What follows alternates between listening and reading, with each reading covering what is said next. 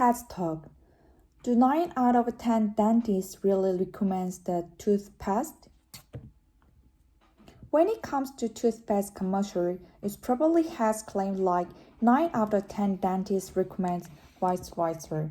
Or maybe it's 4 out of 5 or 80%. But either way, this company expects you to see all of the white coats, trust their authority, and think no further. That approach is basically BS. And you probably know it's BS. But the question is, how can you trust your BS reader?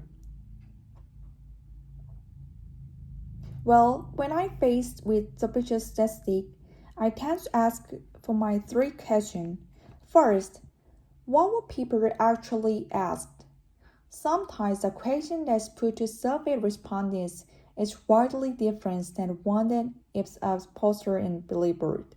For instance, in 2007, one toothpaste ad in UK claims more than 8% of dentists recommended their products. What it sounds like is the majority of dentists prefer their products over all others.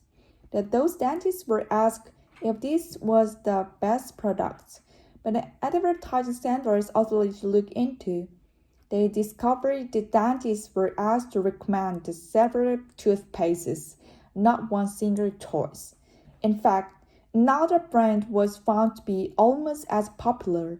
To no one's surprise, the advert seems misleading.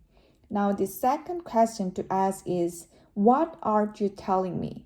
In the 1970s, a sugarless gum company claimed that 4 out of 5 dentists recommended their products. The narratives are pretty often about the dentists will only recommend the product to people who already chew gum. But they want the first thing about the 50 dentists. Decades later, the manufacturer made fun of it in a new ad campaign, where it blamed the 50 dentists' different thinking, Britain's accent like the southern quarter bites. Now, since I'm all about deviation in the data, I decided to look into this a little bit further. In fact, it's not that 50 dentists recommend chewing sugary gum. What it don't say is that most of them recommend that patients don't chew gum at all. The last thing to ask is, what was the survey context? Because it's a really big difference between saying 9 of 10 dentists agree and 9 of these 10 dentists agree. The sites like this show the methodology. According to American Dentists Association, there are about 200,000 registered dentists in the US. Now, I'm not going to point you the math here, but to get access to math, consider 200 people, you need about 400. So misreading is a fine print and only 50 dentists were surveyed. You know that's not the statistical significance. It's just market play. So the next time you see one of these ads, ask yourself, what will people actually ask?